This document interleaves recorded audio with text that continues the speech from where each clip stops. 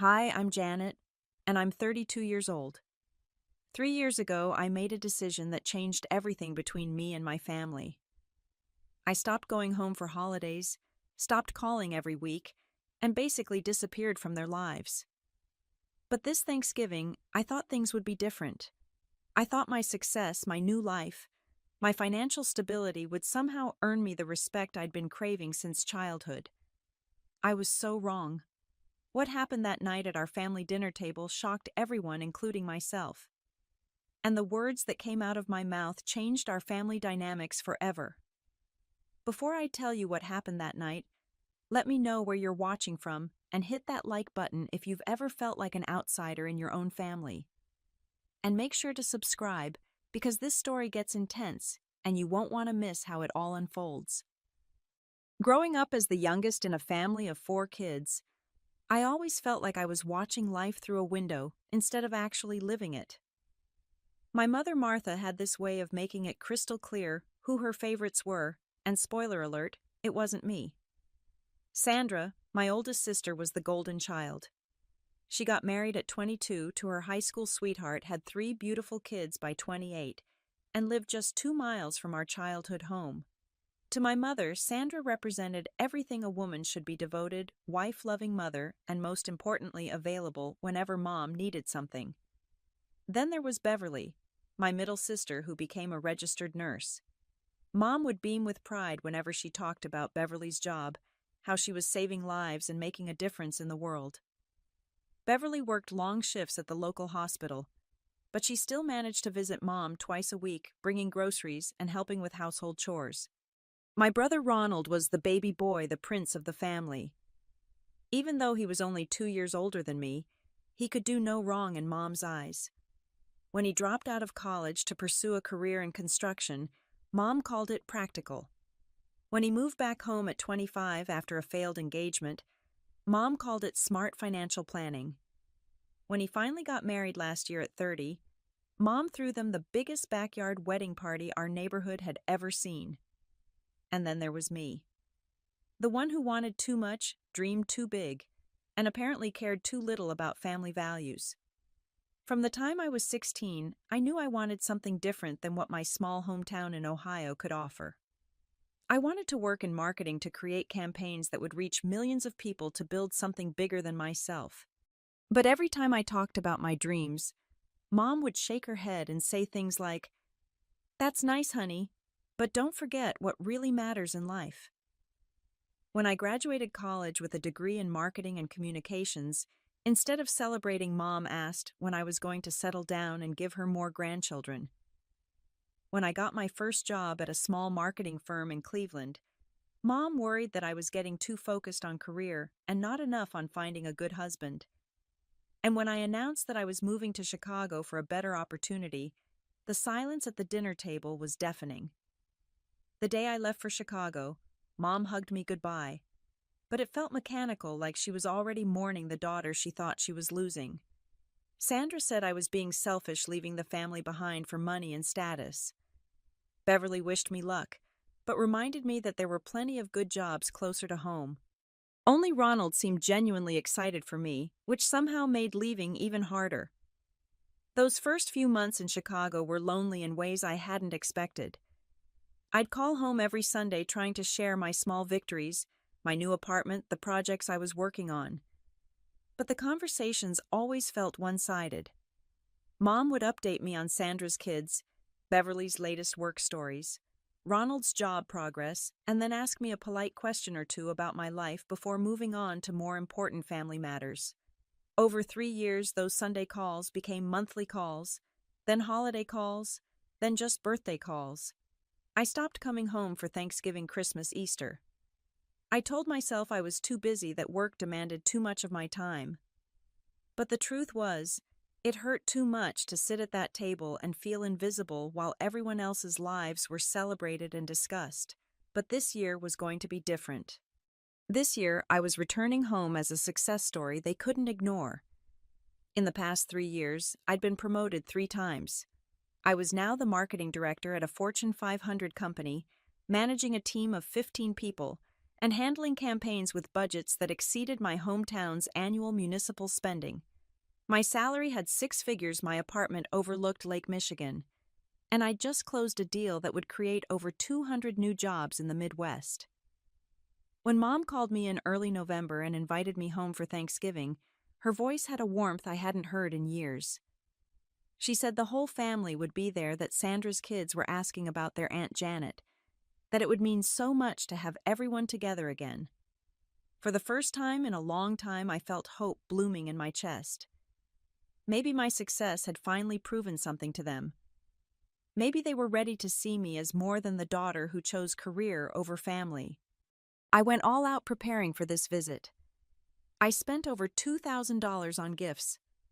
For Mom, I bought the latest iPad with a beautiful leather case, thinking she could use it to video call me more often. For Sandra's three kids, I picked out the newest gaming console, art supplies, and educational tablets. For Beverly, I got a spa weekend package at a luxury resort, knowing how hard she worked and how little time she took for herself. For Ronald and his wife Peggy, I bought a beautiful set of kitchen appliances for their new apartment. I booked a first-class flight from Chicago to Cleveland, something I'd never done before but felt I could finally afford. I reserved a luxury rental car, a sleek black BMW that I thought would show everyone how well I was doing. I even splurged on a professional styling session, getting my hair done at an expensive salon and buying a new outfit that was both elegant and casual enough for family dinner. The night before my flight, I called my best friend Louise, barely able to contain my excitement.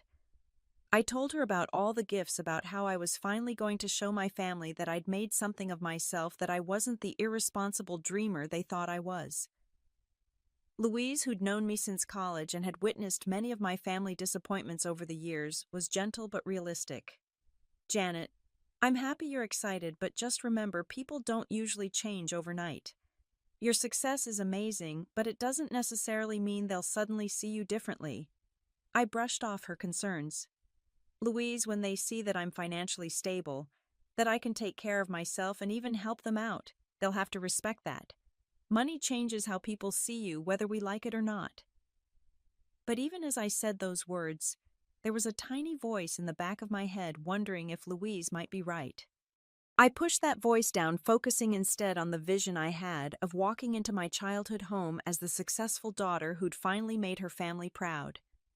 The flight was smooth, and as the plane descended into Cleveland, I felt my heart racing with anticipation.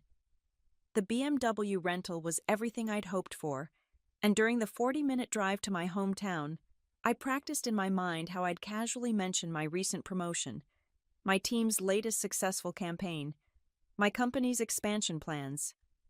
When I pulled into the driveway of my childhood home, everything looked exactly the same.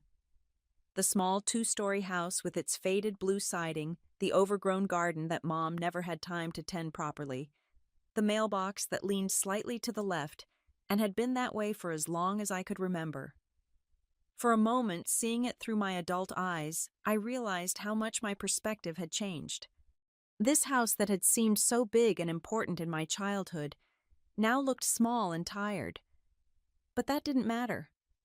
What mattered was that I was home, successful, and ready to finally take my place as a valued member of this family. The front door opened before I could even knock, and there was Mom, looking exactly the same except for a few more gray streaks in her brown hair. She was wearing her favorite blue cardigan, the one she'd had for at least 10 years, and her smile seemed genuine as she opened her arms for a hug. "Janet, sweetheart, you made it," she said, embracing me briefly before stepping back to look at me. "You look different. Very professional." I couldn't tell if that was a compliment or an observation, but I chose to take it positively. "Thanks, Mom. I brought some gifts for everyone. They're in the car." "That's nice, dear. Come in, come in. Sandra's in the kitchen with the kids, and Beverly should be here soon." As I stepped into the living room, I was immediately overwhelmed by the chaos that was Sandra's three children. 8-year-old Tommy was chasing 6-year-old Lisa around the coffee table, while 4-year-old Emma sat on the floor crying about something. Sandra emerged from the kitchen looking frazzled but smiling. "Janet, oh my goodness, look at you. Sandra rushed over, giving me a hug that felt more enthusiastic than Mom's. Kids, come say hi to Aunt Janet. The children stopped their various activities and came over somewhat reluctantly. Tommy, the oldest, shook my hand like a little gentleman. Lisa gave me a shy wave. Emma continued crying until Sandra picked her up. They're just excited about all the people, Sandra explained, bouncing Emma gently. We don't get big family gatherings very often anymore. I felt a small pang of guilt at that comment, knowing my absence had contributed to the rarity of these gatherings. Before I could respond, Beverly arrived still wearing her nurse scrubs from her morning shift. Sorry I'm late, Beverly called out. Hugging Mom first, then Sandra, before turning to me. Janet, wow, you look great. How was the flight? Really good, thanks. First class actually makes a difference, I said, immediately regretting how that sounded. I wasn't trying to brag, but it came out wrong. Beverly raised an eyebrow slightly but smiled. Well, aren't you fancy now? Before the conversation could get awkward, Ronald arrived with his wife, Peggy. Ronald looked good, healthier than I remembered, and Peggy seemed sweet if a bit overwhelmed by meeting the extended family. Janet, Ronald's hug was the warmest I'd received all day. Man, it's good to see you. Peggy, this is my little sister I was telling you about, the one who moved to the big city. Peggy smiled shyly. Ronald talks about you all the time. He's so proud of what you've accomplished. That comment made my heart swell. At least someone in my family had been talking positively about my life choices. As we all settled into the living room, I decided it was time to present the gifts. I went out to the car and brought in the carefully wrapped packages, excited to see everyone's reactions. You really didn't need to do this, Mom said, but she accepted the iPad package I handed her. I wanted to, I replied. I thought maybe we could video chat more often if you had something easy to use. Mom opened the package and stared at the iPad for a moment. This must have been expensive. Don't worry about that. I just want us to stay in better touch. Sandra's kids were much more enthusiastic about their gifts, especially when Tommy discovered the gaming console. Sandra seemed pleased but kept saying things like, "This is too much, Janet. You shouldn't have spent so much money." Beverly loved the spa package, though she immediately started talking about how she probably wouldn't have time to use it until next year. Ronald and Peggy were grateful for the kitchen appliances, though Peggy whispered that their apartment kitchen might be too small for some of the items. As the gift-giving wound down, I tried to steer the conversation toward my work life. So I have some exciting news to share. I just got promoted again. I'm now overseeing the entire Midwest region for our campaigns. That's nice, dear, Mom said, but she was already turning her attention to helping Sandra wrangle the kids. I tried again. The company is expanding and my team just landed a contract that's going to create over 200 new jobs in Ohio and Michigan. Beverly looked up from her phone. That sounds important. It is. I mean, it's exactly the kind of work I dreamed about doing when I was younger. Making a real impact. You know? Sandra, who was trying to convince Emma to stop crying about something, half listened and said, "That's great, Janet. It sounds like you're really making a name for yourself out there." There was something in her tone that I couldn't quite identify. It wasn't exactly supportive, but it wasn't dismissive either. It was like she was acknowledging my success, while simultaneously suggesting it wasn't the kind of success that really mattered. The conversation quickly shifted to Sandra's upcoming PTA meeting, Beverly's patient, who'd made a remarkable recovery, and Ronald's latest construction project. I found myself sitting there listening to everyone else's lives being discussed and celebrated, while my news felt like a footnote that had already been forgotten. Then, in a moment of inspiration that I would later regret, I decided to make an offer that I thought would finally show them how successful I'd become. Mom, I noticed the house could use some updates. The front steps are looking a little worn, and I remember you mentioning that the roof has been leaking. I'd love to help you fix those things. I could easily cover the costs. The room went quiet. Mom looked at me with an expression I couldn't read, and Sandra's eyebrows shot up. "Janet," Mom said slowly, "we don't need charity." "It's not charity," I said quickly. "It's family helping family. I'm doing well financially and I want to invest in keeping this house nice. We manage just fine without your money, Mom replied, her voice getting a bit sharper. We've been taking care of this house since before you were born. I felt my cheeks burning. I know that, Mom. I just thought. You thought what? That because you make good money now we're suddenly helpless. Sandra jumped in. Janet, I think what Mom is trying to say is that we appreciate the offer, but we're not a charity case. I sat there stunned. I'd been trying to show love and support, and somehow it had been interpreted as condescension.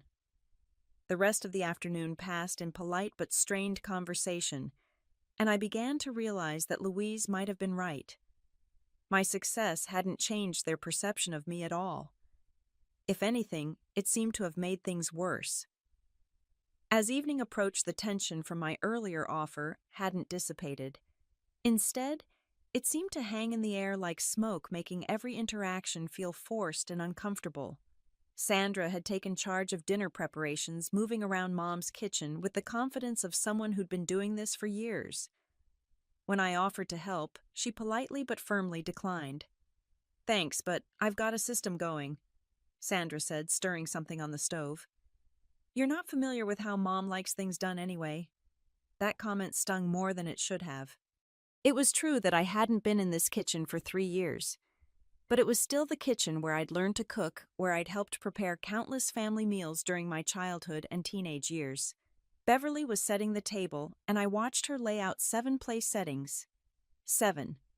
I counted the people who would be eating: Mom, Sandra, Beverly, Ronald, Peggy, me and Sandra's 3 kids. That was 8 people, but there were only 7 chairs around the dining room table. Beverly, I think you missed a place setting, I said, trying to keep my voice light. Beverly looked at the table, counted silently, then looked at me. Oh, right. Well, the kids are eating at the coffee table in the living room anyway, so we need 5 adult settings plus Sandra. She paused. I guess you can use the small chair from the kitchen. The small chair from the kitchen. It was a wooden stool that we'd used when we were children, barely tall enough to reach the table properly. I stared at Beverly, waiting for her to realize how that sounded, but she'd already moved on to folding napkins. Actually, I said, my voice carefully controlled, I think I'd prefer to sit at the main table with everyone else. Sandra called from the kitchen. The kitchen chair is fine, Janet. It's just for one night. Just for one night. As if my presence was a temporary inconvenience to be accommodated with minimal effort. I felt something cold settling in my stomach as I realized what was happening. They hadn't prepared for me. Not really. Yes, they'd invited me, and yes, they'd expected me to come, but they hadn't actually made space for me. The gifts I'd brought, the success I'd achieved, the money I was earning, none of it had earned me a seat at my own family's table. As we gathered for dinner, I found myself perched on that uncomfortable kitchen stool, slightly lower than everyone else, slightly outside the natural circle of conversation. The symbolism wasn't lost on me, and I wondered if it was intentional or just thoughtlessly cruel. The dinner conversation flowed around me like I was a rock in a stream. Sandra talked about her volunteer work at the kids' school, how she was organizing the Christmas pageant this year, how rewarding it was to be so involved in her children's education. Mom beamed with pride, praising Sandra for being such a devoted mother. It's so important to be present for your children, Mom said, passing the mashed potatoes. Sandra, you're doing exactly what a mother should do. Your kids are so lucky to have someone who puts family first.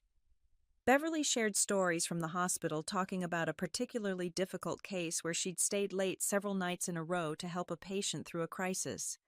Again, Mom's face lit up with admiration. That's what real service looks like, Mom said. Beverly, you're making such a difference in people's lives. It must feel so meaningful to know you're truly helping people. When Ronald talked about his construction work, how he was building homes for young families in the area, Mom nodded approvingly. Honest work, she said. Building something real, something that matters to the community. I waited for my turn for someone to ask about my work, my life, my recent achievements, but the conversation continued to flow around me, touching on local gossip, extended family updates, Sandra's kids' school activities, Beverly's work schedule, Ronald's plans for expanding his business. Finally, I decided to jump in. I have some exciting news about work that I'd love to share. The table quieted, and everyone looked at me politely. My team just completed a campaign for a major automotive company that's going to create 200 new manufacturing jobs in Ohio and Michigan. It's the biggest project I've ever managed, and it's going to have a real impact on communities like this one. I waited for the praise, the excitement, the acknowledgement that my work was also meaningful and important. Instead, Mom sighed slightly. "That's nice, dear, but you know money isn't everything. There are more important things in life than big business deals." Sandra nodded. "Some people lose sight of what really matters when they get caught up in corporate success." I felt like I'd been slapped. "This isn't about money," I said, my voice rising slightly. "This is about creating jobs for real families, helping communities grow. How is that different from what everyone else is doing?" "Well," Beverly said carefully, "it's just that your work is so distant. You're in Chicago making decisions about people you've never met. We're here actually interacting with the people we're helping." The implication was clear: their work was real and meaningful, because it was local and personal. My work was somehow less valuable because it operated on a larger scale. I felt anger rising in my chest, but before I could respond, Ronald surprised me by speaking up. "Actually, what Janet does sounds pretty important. I mean, creating jobs is creating jobs, right?" For a moment, I felt grateful for his support, but then Sandra laughed. "Oh, Ronald, you're so sweet. But there's a difference between caring about people and caring about profit margins." That's when something inside me snapped. I'd been sending money home for 2 years, helping this family in ways they didn't even know about, and they were sitting here lecturing me about caring about people versus profit. "Since we're talking about caring about people," I said, my voice dangerously calm, "maybe I should mention that I've been caring about this family financially for quite some time now." The table went quiet. Mom looked confused. "What do you mean?" "I mean, I've been sending money home every month for the past 2 years. I've been helping with expenses that you apparently didn't think were important enough to mention or acknowledge." Sandra set down her fork.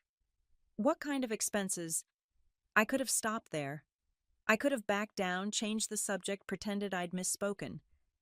But 3 years of feeling invisible combined with being relegated to a kitchen stool at my own family's dinner table had pushed me past my breaking point. "Oh, you know, little things," I said, sarcasm creeping into my voice. "Like the electric bill, the water bill, the internet that Beverly's kids use for their homework when they visit Grandma, the money I send every month so Mom can buy groceries without worrying about her fixed income." The silence that followed was deafening.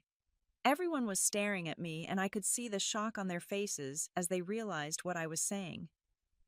Mom was the first to find her voice, and when she did, it was shaking with anger. "How dare you?" she said, her words quiet but filled with fury. "How dare you sit there and throw money in our faces like we're some kind of charity case?" She stood up from her chair, her hands pressed flat against the table, leaning toward me. "You think because you send money you can buy yourself a place in this family. You think your money makes you better than us." I tried to speak, but she wasn't finished. "For 3 years you've been too busy to call, too important to visit, too successful to care about what's happening in our lives. And now you waltz in here with your expensive gifts and your fancy car and your corporate success story, acting like you're doing us some kind of favor by gracing us with your presence." Sandra was nodding vigorously. "Exactly. Janet, you've always been like this. You've always thought you were smarter than the rest of us, better than our simple lives." "That's not true," I protested, but Beverly cut me off. "Isn't it? You moved away, cut off contact, and now you think you can buy your way back into our good graces." I felt like I was drowning. Everything I'd tried to do, every way I'd tried to help, was being twisted into something ugly and manipulative. "I never wanted to buy anything," I said, my voice breaking slightly. "I just wanted to help. I thought if I could make things easier for Mom, if I could contribute financially the way I couldn't when I was younger, Nobody asked you to, Mom said coldly. Nobody needed your money. We were doing just fine before you decided to play the role of family savior. Ronald shifted uncomfortably in his seat, and I could see Peggy looking like she wanted to disappear. The children's laughter from the living room felt obscenely cheerful compared to the hostility radiating from the dining room. But here's the thing, I said, standing up from that humiliating kitchen stool. You weren't doing just fine. The electric company doesn't care about your pride, Mom. Neither does the landlord. Sandra gasped. Landlord? That's when I realized they didn't know.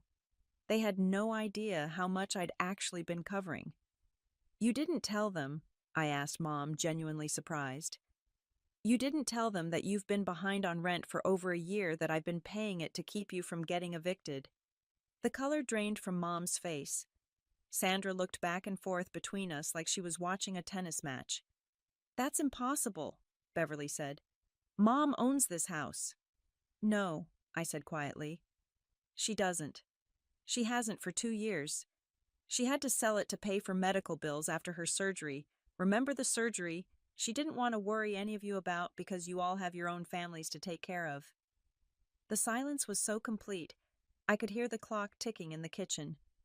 She's been renting it back from the new owners, I continued. And when she fell behind on rent because her Social Security doesn't cover everything, she called me. She asked me to help just temporarily, just until she got back on her feet. I looked directly at Mom. Except it wasn't temporary, was it? It's been every month for 2 years. Rent, utilities, groceries, insurance. I've been covering it all because you said you were too proud to ask the others for help. Sandra's face was white. Mom, is this true? Mom couldn't meet her eyes. It wasn't supposed to be permanent.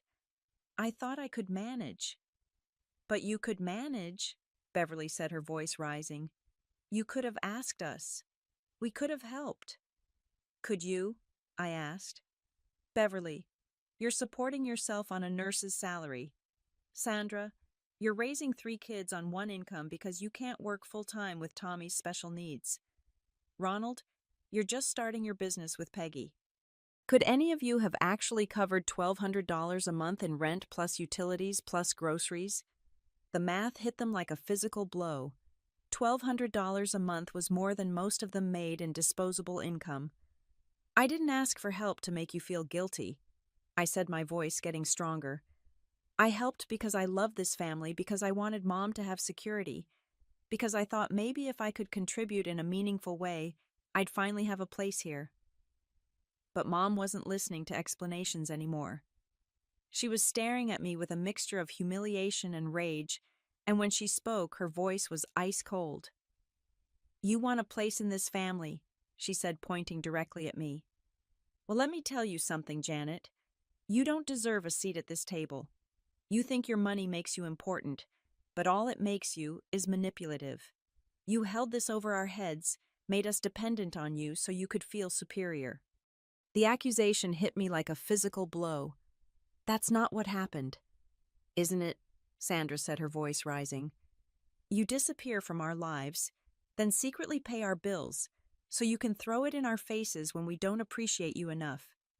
I never threw it in anyone's face until this moment. I said, my own anger finally breaking free. I never mentioned it, never used it as leverage, never made anyone feel guilty about it. I did it quietly without expectation of praise or gratitude, because that's what family does for each other. No, Mom said, standing up and pointing at me again. Family shows up. Family calls. Family cares about more than just writing checks.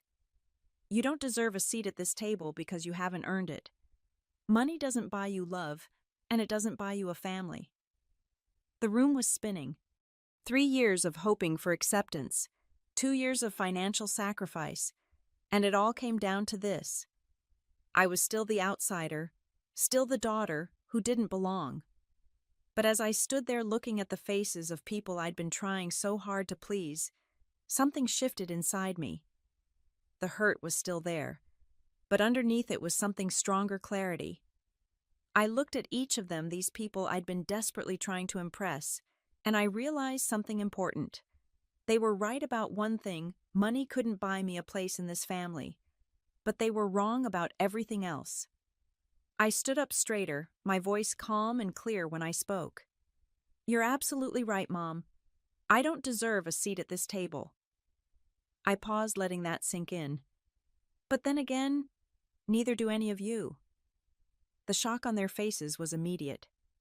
You want to talk about earning a place, about showing up, about caring, I continued. Then stop eating the food I pay for. The words hung in the air like a bomb that had just exploded. Everyone stared at me, and I could see the exact moment when they realized I wasn't backing down, wasn't apologizing, wasn't going to shrink back into the role of the grateful daughter who should be thankful for any scraps of acceptance they threw my way. I pulled out my phone, my hands surprisingly steady despite the adrenaline coursing through my veins. "What are you doing?" Mom asked, and for the first time all evening there was uncertainty in her voice instead of anger. "I'm calling my bank," I said, scrolling through my contacts. "I'm canceling every automatic payment I've set up for this household." Sandra stood up quickly. "Janet, don't be ridiculous." But I was already dialing. "Hi, this is Janet Morrison.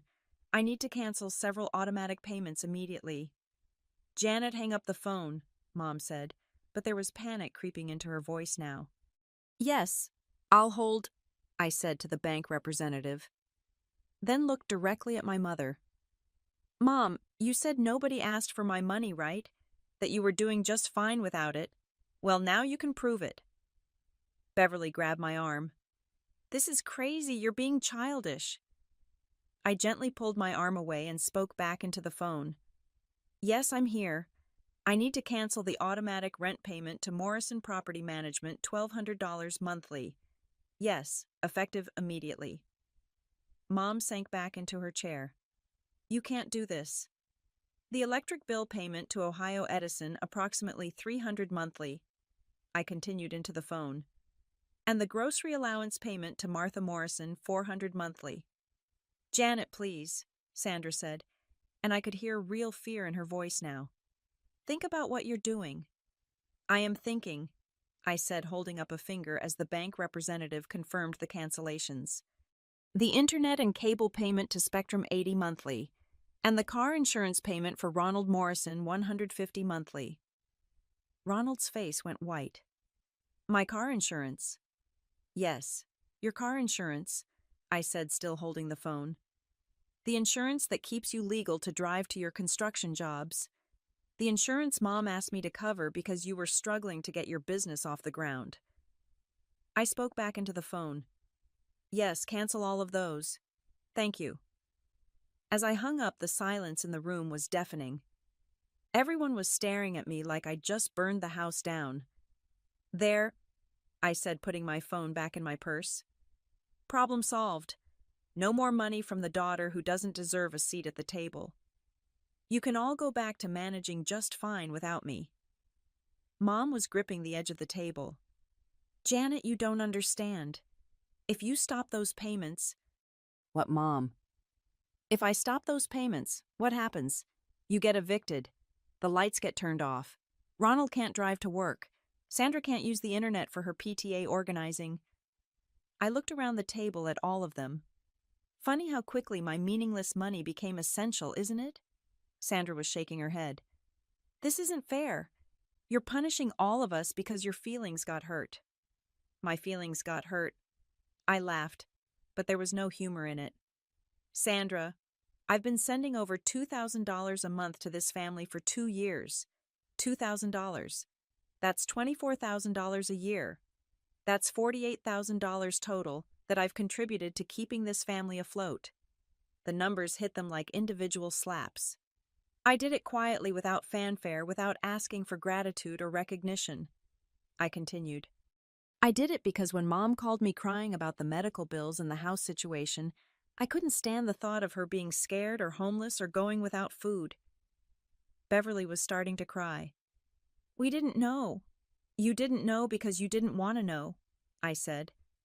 "It was easier to let me be the bad daughter who moved away and forgot about her family than to acknowledge that maybe, just maybe, the bad daughter was the one keeping this family from falling apart financially." Ronald finally found his voice. Janet, I had no idea about any of this. If I'd known, if you'd known what Ronald, you would have thanked me. You would have told Sandra and Beverly to treat me with respect. You would have made sure I had a proper chair at Thanksgiving dinner. He didn't have an answer for that. Here's what's going to happen, I said, my voice calm and clear. I'm going to my hotel. Yes, I have a hotel room because I learned years ago not to assume I was welcome to stay in this house overnight. Tomorrow I'm flying back to Chicago, and you all are going to figure out how to pay your own bills like the independent, capable adults you've been telling me you are. Mom was crying now, but her tears didn't move me the way they once would have. Janet, please. We can talk about this. We can work something out. Work what out, Mom? You've made it very clear that my money doesn't earn me respect, that my success doesn't matter, that my efforts to help this family were manipulative and unwelcome. So now you don't have to worry about any of it anymore. I stood up, gathering my purse and coat. The rent is due on the 1st of next month. That's 6 days from now. The electric bill is usually due around the 15th. You'll want to call them to set up payment arrangements. Sandra was looking desperate now. Janet, we can't cover all of those expenses. You know we can't. Then I guess you'll have to do what I did, I said. Figure it out. Get creative. Work harder. Sacrifice some things you want for things you need. You know, show some of that family devotion and practical wisdom you've been lecturing me about all evening. I walked toward the front door and Mom followed me, grabbing my arm. Janet, don't leave like this. Don't destroy this family over pride. I turned to look at her, this woman who had shaped so much of my self-doubt and desperate need for approval. I'm not destroying anything, Mom. I'm just stopping the destruction of myself. I drove to the Marriott downtown in silence, my hands shaking slightly as I gripped the steering wheel. The luxury hotel room I'd booked felt like a sanctuary after the emotional battlefield I'd just escaped. I ordered room service, poured myself a glass of wine from the minibar, and sat by the window looking out at the city lights of my hometown. My phone started ringing around 10 p.m. Mom. I let it go to voicemail. Then Sandra called. Voicemail. Beverly, Ronald. Even Peggy, who barely knew me, tried calling. I turned off my phone and took a long, hot bath, trying to process what had just happened. The next morning, I changed my flight to an earlier time, checked out of the hotel, and was back in Chicago by noon. I spent the weekend in my apartment, alternating between feeling liberated and feeling terrible. Had I done the right thing? Had I been too harsh? Had I just destroyed my relationship with my family forever? Monday morning brought a dose of reality. I had worked to focus on a team to manage deadlines to meet. It felt good to be back in an environment where my contributions were valued, where my opinions mattered, where I had earned my place through merit rather than biology. But Tuesday evening my phone rang. Mom. This time I answered. Janet. Her voice was small, uncertain. Hi, Mom. Can we talk? I mean, really talk? I waited. I went to the bank today, she continued. I tried to set up payments for the rent and utilities. They told me what the monthly amounts would be. She paused, and I could hear her crying softly. I had no idea it was so much. I had no idea what you were covering. I still didn't speak. Beverly and Sandra came over this afternoon. We sat down with all the bills, tried to figure out how to manage them between the four of us. Even with everyone contributing, it's going to be tight. Really tight. Mom. No, let me finish. I need to say this. She took a shaky breath. I was angry at you for the wrong reasons. I was angry because I felt helpless, because I couldn't take care of my own family the way I used to, because I had to depend on someone, and I chose to depend on the child who lived farthest away, instead of asking the ones who were right here. I felt tears starting in my own eyes. I was embarrassed, she continued. Embarrassed that I couldn't manage on my own, embarrassed that I needed help, embarrassed that the daughter I'd been hardest on was the one taking care of me. And instead of being grateful, I made you feel like your help wasn't good enough, like you weren't good enough. We were both crying now. I'm sorry, Janet. I'm so, so sorry. You didn't deserve any of what happened on Thanksgiving. You didn't deserve to sit on that awful kitchen stool. You didn't deserve to have your success dismissed. And you certainly didn't deserve to be told you don't belong in this family. You're the one who's been holding this family together, and I was too proud and too scared to admit it. I wiped my eyes with the back of my hand. Mom, I never wanted to make you feel helpless. I just wanted to help. I know that now. And I understand why you did what you did on Thursday night. You were protecting yourself, and you had every right to do that. We talked for over an hour. Really talked maybe for the first time in years. Mom explained about the medical bills that had forced her to sell the house, about her fear of burdening Sandra and Beverly, who were already struggling, about her assumption that I was wealthy enough that my help didn't really cost me anything. But it did cost you, didn't it? She asked. Not just the money, but the emotional cost of giving and giving without any acknowledgement. It did, I admitted. I kept thinking that if I just helped enough, if I just proved myself enough, I'd finally earn a place in this family. But it felt like the more I gave, the more invisible I became. That stops now, Mom said firmly. If you're willing to help us work through this financial mess, it's going to be different. No more secrets, no more shame, no more taking your contributions for granted. Over the next few weeks, we had several family meetings. Real meetings where everyone's situation was laid out honestly. Sandra admitted that she'd been jealous of my financial success while simultaneously resenting it. Beverly acknowledged that she'd been dismissive of my career because she felt defensive about her own choices. Ronald said he'd been too intimidated by my success to reach out and maintain a relationship. We worked out a new arrangement. I agreed to continue helping with major expenses, but not to carry the entire burden alone. Sandra got a part-time job that allowed her to work around the kids' schedules. Beverly picked up extra shifts when possible. Ronald committed to covering his own car insurance and contributing a set amount monthly to household expenses. More importantly, we established new rules for family interactions.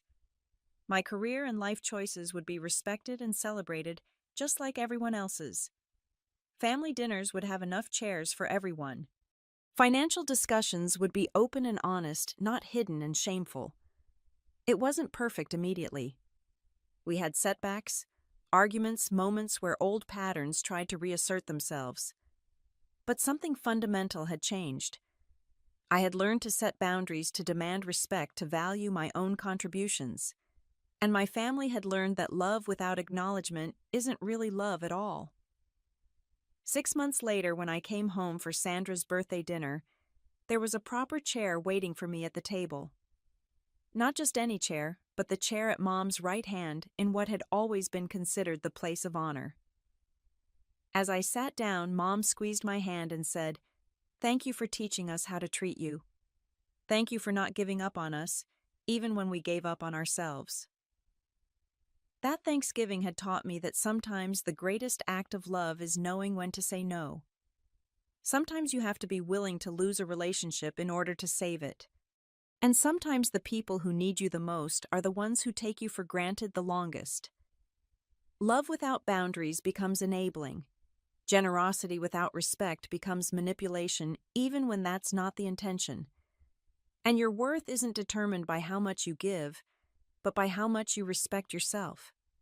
I learned that I couldn't buy my way into my family's love, but I also learned that I didn't have to. I was worthy of love and respect simply because I was their daughter, their sister, their family member. And if they couldn't see that, then the problem wasn't with me. But in the end, they could see it. It just took a moment of absolute clarity, a willingness to walk away, and the courage to demand better for myself before they could learn to give it. Now, I want to hear from you. Have you ever felt like an outsider in your own family? Have you found yourself giving and giving without receiving the respect you deserve? How did you handle it? Share your story in the comments below. Because I know I'm not the only one who's been through something like this. If this story resonated with you, please hit the like button and subscribe for more real-life stories about family relationships and finding your worth. And share this video with someone who might need to hear that it's okay to set boundaries with the people you love. Thank you for listening to my story, and remember you deserve a seat at every table you choose to sit at. Don't let anyone convince you otherwise.